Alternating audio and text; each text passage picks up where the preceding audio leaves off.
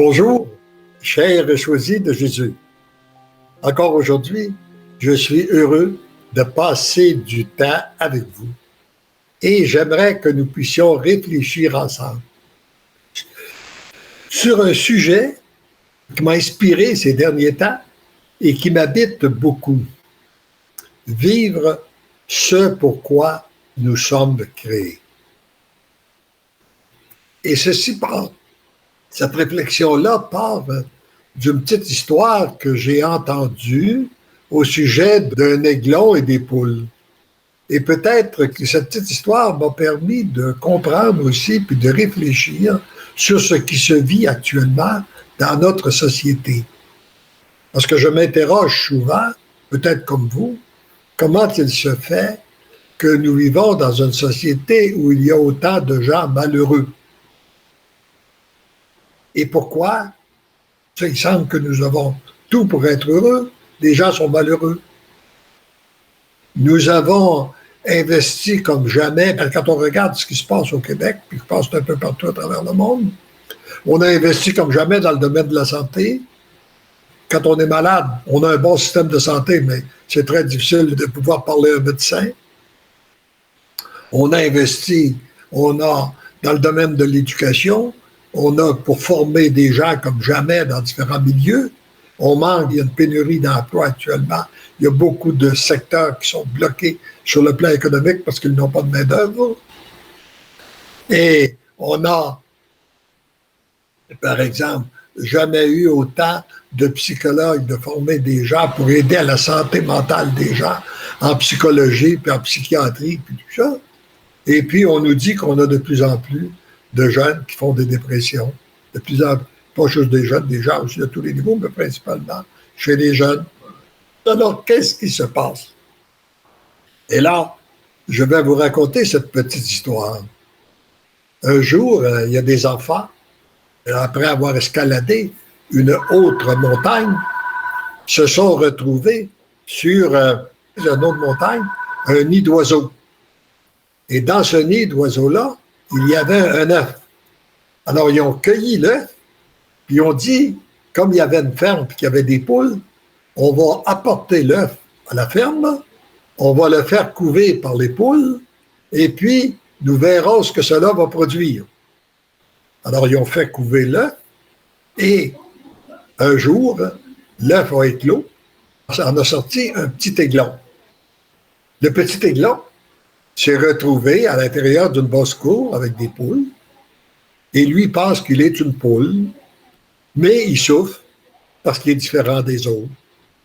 Et les autres le voient aussi différent, ils vont le picosser plus souvent qu'à son tour, il va se faire ridiculiser, etc., puis il porte une souffrance. Mais il est une poule, et puis il doit vivre comme une poule. Un jour, il y a un aigle qui vole au-dessus de cette basse-cour et il voit un petit aiglon à travers les poules. Alors il descend, puis il lui dit, « Mais qu'est-ce que tu fais ici, toi? » Ben, il dit, « Je suis une poule. » « Ben non, t'es pas une poule, t'es un aigle. » « Ah, je sais pas. Ben oui, t'es un aigle. » Ben oui, mais il dit, puis t'es appelé à pouvoir voler dans les hautes montagnes, t'es pas appelé à demeurer dans une cour comme ça. Ben oui, mais il dit, moi j'ai peur, j'aurais peur de monter. Non. Il dit, on va t'entraîner, puis tu vas voir, c'est pas dangereux, t'es fait pour ça. Alors finalement, l'aigle a entraîné le petit aiglon, et puis il a repris sa vie d'aigle, dans laquelle il a découvert un bonheur, une joie, en vivant ce pourquoi il avait été créé. Et en réfléchissant à cette situation, à cette petite histoire, je me suis demandé si ça ne venait pas répondre aux questions que je me posais. Pourquoi il y a des gens aussi malheureux présentement? Et je pense qu'on nous a conditionnés à vivre autrement que ce pourquoi nous avons été créés. Regardons pourquoi Dieu nous a créés. Pour devenir des êtres d'amour, pour être en relation constante avec lui, se laisser transformer par lui, puis devenir des êtres d'amour et permettre à son amour de circuler librement en nous, autour de nous, puis à travers nous. Par contre, La société dans laquelle nous vivons nous a conditionnés à vivre de façon égoïstement. Vivre pour soi. Vivre uniquement pour soi. Et on nous a appris à revendiquer nos droits. On a oublié qu'on avait des devoirs. Et là, finalement, on entre dans la vie en pensant que tout nous est dû. Et on cherche de façon égoïstement à satisfaire notre besoin. Tout nous a été déformé dans cette société qui a voulu se construire sans Dieu. Même le mot amour a été déformé. Parce que le véritable mot amour, c'est le don de soi et c'est la relation constante avec Dieu. Et on l'a transformé souvent pour en faire juste une satisfaction des sens, comme si c'était uniquement ça. Non, on en a dévié, on en a fait une déviation, comme on l'a fait sur une multitude de points. Et ça produit des gens malheureux. On a donc à découvrir ce pourquoi nous avons été créés. Nous avons été créés pour l'amour, puis vivre dans cette dimension-là. Et ça m'a emmené aussi à faire une certaine rétrospective de ma vie. En regardant à l'arrière, moi, par contre, je considère que j'ai eu une vie très heureuse. Beaucoup plus heureuse que la moyenne des gens, c'est sûr. Et, ça ne veut pas dire que je n'ai pas eu mes petites difficultés, mais de toute façon, j'ai eu une vie heureuse. Mais dès mon jeune âge, par le fait, comme je vous ai dit, que j'ai vécu d'une famille qui était pauvre, où j'ai été obligé d'arrêter à l'école jeune pour entrer à travailler, mais je travaillais pour les autres. Je donnais pour les autres. C'était pour la famille, c'était pour mon frère, c'était pour les autres de ma famille, etc., etc. Je ne pensais même pas de demander des rémunérations. C'était normal de se donner pour les autres. Et ça m'a rendu très heureux. Et puis, ce n'est que vers l'âge de 17 ans que j'ai commencé à penser un petit peu à moi, à dire, ben là, ça serait peut-être bon que je pense un petit peu à avoir quelque chose pour moi. Mais cette formation-là m'a fait comprendre, m'a contribué à me faire comprendre qu'on était là pour donner. Et c'est dans la mesure où on donne qu'on est heureux. Plus on donne, plus on reçoit. Et d'autre part, j'ai reçu beaucoup. La vie m'a comblé beaucoup. Et je pense, parmi les périodes où j'ai été, que quand je fais le recul en arrière, j'ai eu beaucoup de plaisir, de bonheur dans mon entreprise. Pourquoi? Parce que ça me donnait l'occasion d'aider les autres. Il n'y avait pas de moment où j'étais le plus heureux que lorsque quelqu'un venait, puis que je pouvais l'accompagner, lui permettre, et que je sentais qu'elle pouvait quitter mon bureau en ayant un petit peu plus de confiance en elle, un petit peu plus de bonheur, etc., etc. Et d'autre part, là où ça m'a comblé le plus, c'est lorsque j'ai fait mes 30 voyages de mission en Europe, où j'ai parti avec aucune attente, aucune exigence, rien pour moi, sauf de donner, de partager l'amour que le Seigneur m'avait donné. Et ça m'a rendu énormément heureux. Ça m'a comblé. J'ai reçu beaucoup. Je me suis trouvé à recevoir beaucoup. Je me rappelle toujours, lors de mon premier voyage, ou lors d'un repas que nous prenions dans une abbaye, où nous étions en silence, là, je commence à réfléchir sur qu'est-ce qu'on vivait. J'ai dit, Seigneur, tu t'es trompé. Tu m'as dit que tu voulais m'utiliser comme tuyau d'arrosage pour arroser les gens de ton amour. J'ai l'impression que c'est moi qui me fais le plus arroser. Alors, lorsqu'on donne, on reçoit beaucoup. Alors ça, je pense qu'on a à redécouvrir ce pourquoi nous avons été créés.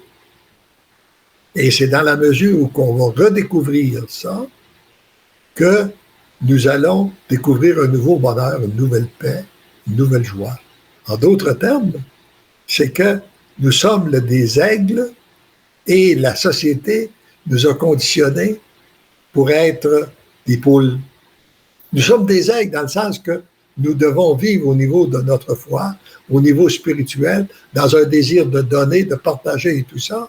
Et la société nous conditionne pour vivre de façon égoïstement, individuellement, dans la possession, et puis, etc., etc. Tout à fait contraire. Et finalement, ça développe de l'amertume, des divisions, des haines, et puis tout ça, puis ça nous rend malheureux. Alors donc, je pense qu'on a à prier ensemble. Et nous, les choisis de Jésus, nous avons une grâce particulière de découvrir tous les enseignements que Jésus nous a donnés. D'abord, il nous les avait donnés depuis le début, que lorsqu'il est venu sur cette terre il y a 2000 ans. C'est lui qui nous a donné tous les enseignements dont on a besoin pour vivre réellement ce pourquoi nous avons été créés, par sa parole, et puis qui nous a été transmis depuis 2000 ans par notre Église. Et après ça, vous avez un partage dans le volume pour le bonheur des miens, mais choisi Jésus, qui est tout simplement un langage nouveau, adapté aux besoins de notre société. Un petit peu comme l'histoire que je vous ai peut-être déjà racontée, là. Le prêtre qui va donner un enseignement dans une école sur les béatitudes, et après, il dit aux enfants, allez à votre pupitre et écrivez une nouvelle béatitude que Jésus donnerait avec les mots modernes de notre temps. Et une petite fille est arrivée et c'était écrit sur sa feuille, heureuse la personne qui est fragile comme une feuille de papier, car elle sera recyclée par le Seigneur. Voyez-vous la beauté de cette béatitude? Et le Seigneur n'a pas pu la donner il y a 2000 ans. Les gens ne l'auraient pas compris. Il passait des réflexions à partir des brebis, puis des bergers, puis là, les gens comprenaient parce qu'ils connaissaient ça. Mais aujourd'hui, où nous en sommes, le Seigneur passe à travers cette petite fille-là pour nous donner cette béatitude. Alors, pour moi, c'est ce que sont les volumes pour le bonheur des biens avait choisi Jésus, dans le contexte où nous vivons actuellement, à partir de cette société, justement, qui a voulu se construire sans Dieu, où on nous a conditionnés à vivre contrairement à ce pourquoi nous avons été créés. Il y a un langage nouveau qui vient nous faire prendre conscience de l'amour de Dieu, que notre Dieu, non seulement il est tout-puissant, mais il est amour. Comme m'avait dit un type que j'avais rencontré, un arabe, qui avait découvert la dimension d'amour de Dieu à travers les choisis de Jésus, un arabe là, qui était catholique. Avant ça, il était protestant, mais il est devenu catholique, puis il avait découvert ces livres-là. Et il me disait, nous, en France, parce qu'il vivait en France, les Français ne veulent pas entendre parler de Dieu. Les Arabes les musulmans, s'arrêtent 5 fois pour le prier. Ils connaissent Dieu, mais ils ne connaissent pas le Dieu amour. Donc, ce que nous avons besoin, c'est de découvrir que oui, notre Dieu est un Dieu tout-puissant, mais il est d'abord amour. Il est miséricorde, il est bonté. Et c'est à mesure où on s'approche de lui, qu'on se laisse approcher de lui, qu'on devient transformé. Et je me disais aussi, dans cette réflexion, il faudrait peut-être qu'on réapprenne de nos gens à ce que quelque chose, dans le petit catéchisme du Québec, on nous demandait, et c'était pas si bête que ça, là, l'éducation qu'on avait reçue, dans lequel on nous faisait apprendre ces réponses-là par cœur. À force de les apprendre puis de les répéter, ça devenait intégré en nous. Et il y en a qui sont tellement restés intégrés que moi, à l'âge de 87 ans, ils me reviennent. Par exemple, si je pose la question, il y avait une question, pourquoi Dieu nous a-t-il créés? Et la réponse, il nous a créés pour le connaître, l'aimer, le servir et être heureux avec lui pendant toute l'éternité. Je le répète, et j'aimerais qu'on le commente un petit peu. D'abord, le connaître. Comment connaître notre Dieu?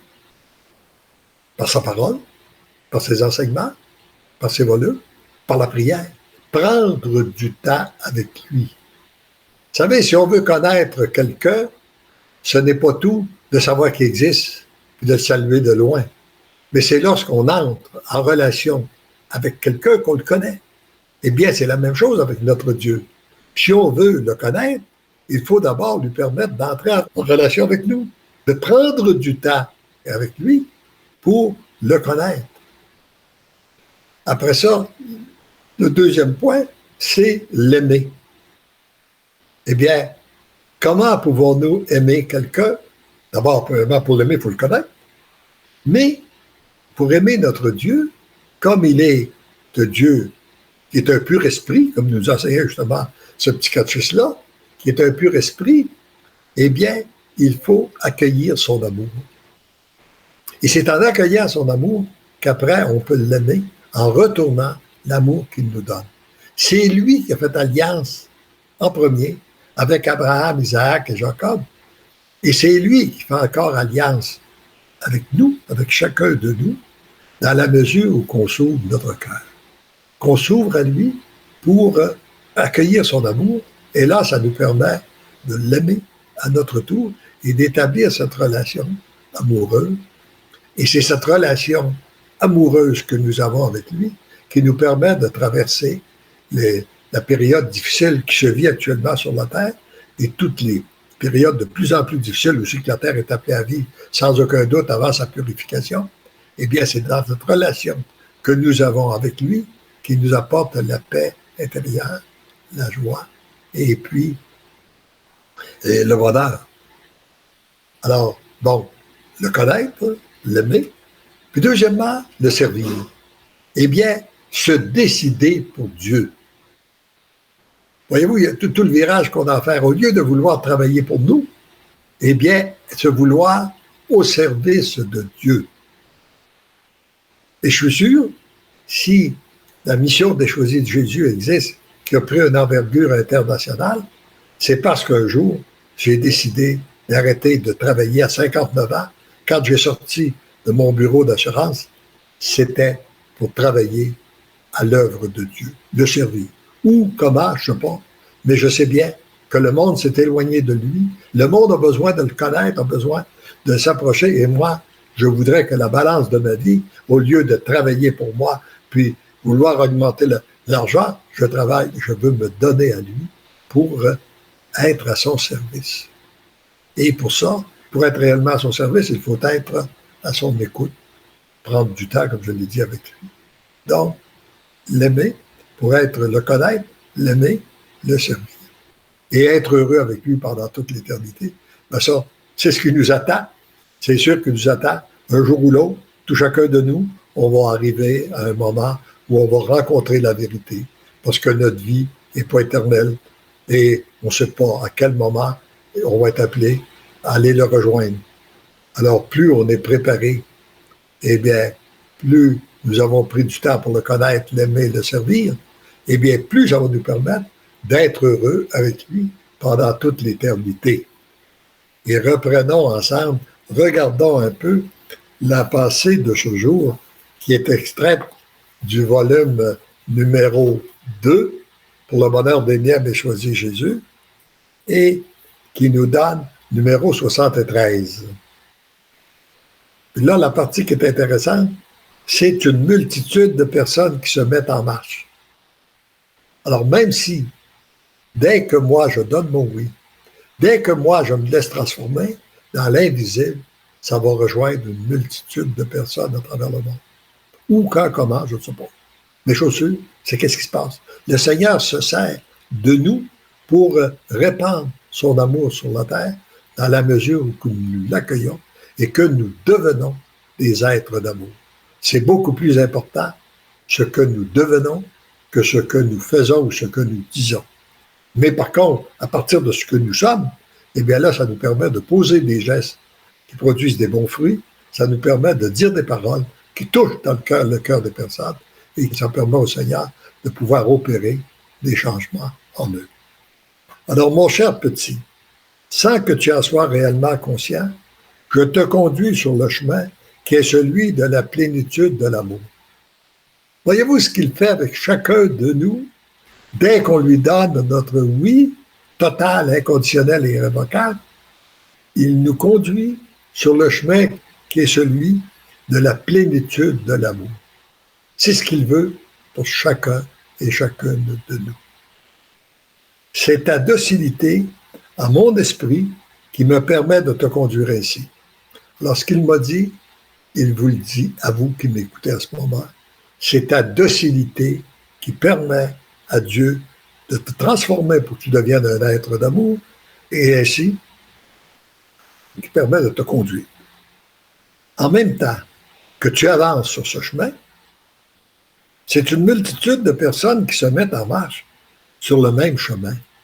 Voyez-vous les coups doubles que le Seigneur fait, triples ou multiples, là? Hein? Beaucoup. En même temps qu'il nous transforme.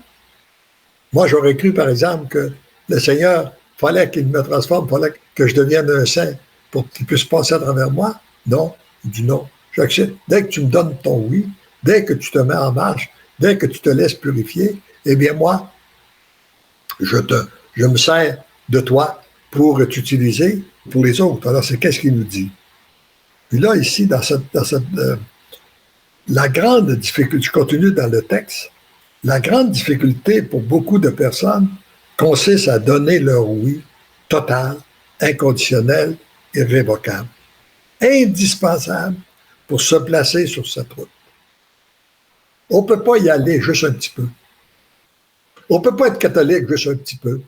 On ne peut pas avoir la foi juste un petit peu. Ou bien on l'a ou on ne l'a pas. Il faut se décider pour Dieu. Ou bien on lui donne la première place, ou bien non, on sait qu'il existe, mais c'est nous qui voulons prendre la première place. Alors là, pour devenir l'amour, il faut lui laisser. C'est le chemin indispensable en lui donnant un oui total, inconditionnel et irrévocable. Et dans le texte, je continue, la deuxième difficulté consiste à y demeurer fermement en disant non aux différents courants de pensée du monde.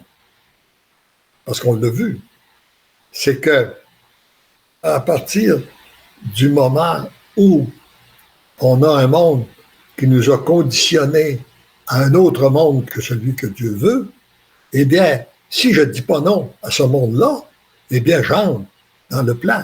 Hein? Le petit aiglon, s'il veut continuer à se conduire comme une poule, eh bien, il ne sera jamais un aiglon. Il ne deviendra jamais un aigle. Il ne réussira jamais à voler au-dessus des montagnes. Alors, il faut donc qu'il accepte de renoncer à la façon qu'il a vécu dans le passé pour devenir un aigle. Alors nous avons besoin de nous détacher de ce monde qui a voulu se construire sans Dieu, qui nous empêche de vivre ce pourquoi nous avons été créés, pour devenir des véritables êtres d'amour. Là, c'est sûr que ça occasionne des difficultés, mais c'est à travers ces difficultés que s'exerce le choix de la personne. C'est à elle et à elle seule qui appartient de choisir. Dieu nous a créés libres et il respecte toujours cette même liberté qu'il nous a laissée. Alors nous, ou bien nous décidons, il nous lance l'invitation, après, c'est à nous de décider, ou bien nous disons oui, ou bien nous disons non. Comme j'ai aimé le dire des fois dans mes conférences, même, j'ai tellement confiance à l'amour de Dieu que j'ose vous dire que même si vous disiez non, il va continuer à vous aimer quand même. Il va continuer à vous poursuivre de son amour. Mais vous allez vous priver de grâce qu'il voudrait vous donner aujourd'hui même. Et il n'y a personne sur cette terre qui peut vous obliger à dire oui à l'amour. Mais il n'y a personne non plus qui peut vous en empêcher. C'est simplement, c'est chacun de nous, dans notre relation avec Dieu, ou bien nous lui disons un oui ou un non. Le Père, dans son plan d'amour, a donné cette grande liberté à chacun de ses enfants. La personne qui donne sincèrement et librement son oui obtient immédiatement la grâce nécessaire pour traverser les difficultés qu'elle aura à traverser. On n'a pas à craindre. Dès qu'on donne notre oui, il nous donne exactement les grâces qu'on a de besoin. Comme le petit aiglon, dès qu'il accepte de monter, de faire agir son vol, eh bien, il va découvrir qu'il a des ailes, qu'il a une capacité qu'il ne savait pas avant. Alors nous, le Seigneur nous donne des grâces dès qu'on lui donne notre oui. Et puis qu'on accepte de vivre selon un engagement ferme, lui permet de commencer à goûter ce que produit l'amour lorsqu'on lui laisse la liberté d'agir. Alors c'est ce que le Seigneur nous appelle. C'est la grâce que je voulais vous partager aujourd'hui. Je vous invite à continuer cette réflexion à partir du petit aiglon et regardons de notre côté de quelle façon nous avons été conditionnés, de quelle façon on a voulu faire de nous, je dirais, des poules alors que nous sommes des aigles. Alors que nous sommes faits pour plein d'amour, on a voulu nous restreindre à l'égoïsme, à l'individualisme, au matérialisme et tout ça, et ce qui nous empêche de nous réaliser pleinement. Alors, demandons à grâce. Et là, nous allons terminer en écoutant un chant. On pourrait peut-être prendre quelques témoignages, 2 ou 3, là, parce que je vois que le temps passe là. Oui. Ghislaine qui nous dit « Le connaître, l'aimer, le servir et être heureux avec lui, je l'ai appris sans le mettre en pratique. Ce n'est que plus tard que... » Je ne sais pas, je ne peux pas aller plus loin, en tout cas, c'est ça. L'important, on l'a appris maintenant, aujourd'hui. Ce qui est important, c'est pas juste de... Oui, c'est beau, parce que maintenant, tu le mets en pratique. Okay. Marianne qui dit « Décide avec amour et avec ce que ton cœur te demande. » Oui, exactement. C'est juste. C'est juste. Nous sommes les petits oiseaux du bon Dieu. Oui, c'est beau, j'aime ça. J'aime ça, c'est vrai. Et plus on reconnaît notre petitesse, ben c'est là qu'il peut agir. OK. Alors, on pourrait peut-être immédiatement passer au chant, un chant en terminant, et je vous dis, n'oubliez pas, parce que l'amour vous aime, vous devenez l'amour. Parce que l'amour nous aime, nous devenons l'amour. Parce que l'amour t'aime, toi, personnellement, tu deviens l'amour.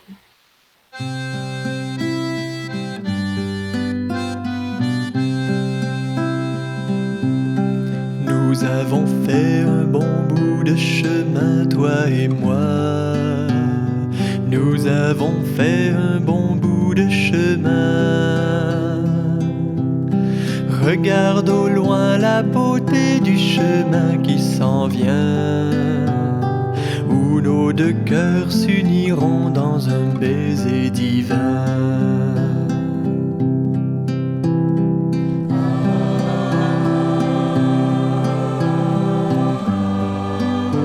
Viens encore plus près de mon cœur, afin que ce soit mon sang qui circule en toi.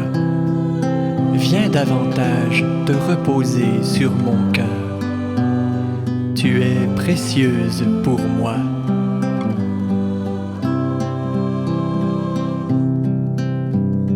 Nous avons fait un bon bout de chemin, toi et moi. Nous avons fait un bon bout de chemin.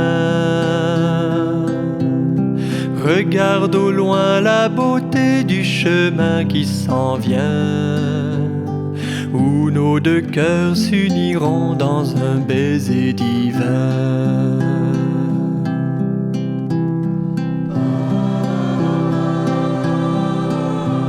Ensemble, nous avons parcouru un bon bout de chemin, mais le plus beau est à venir, car nous entrons dans l'union transformante, toi en moi, moi en toi, et nous ne ferons qu'un.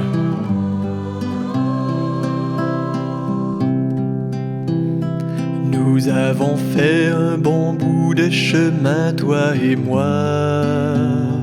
Nous avons fait un bon bout de chemin. Regarde au loin la beauté du chemin qui s'en vient, où nos 2 cœurs s'uniront dans un baiser divin.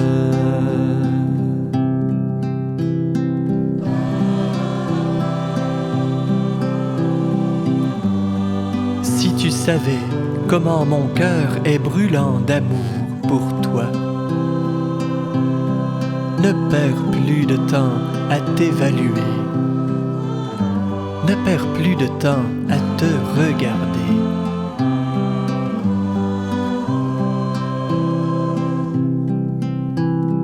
Nous avons fait un bon bout de chemin, toi et moi.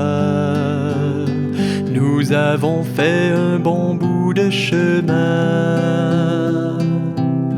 Regarde au loin la beauté du chemin qui s'en vient, où nos 2 cœurs s'uniront dans un baiser divin.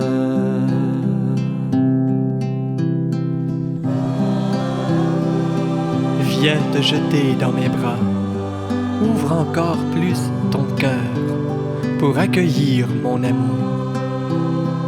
t'aime tel que tu es.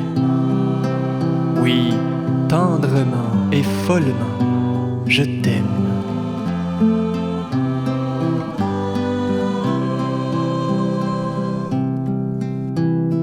Nous avons fait un bon bout de chemin, toi et moi.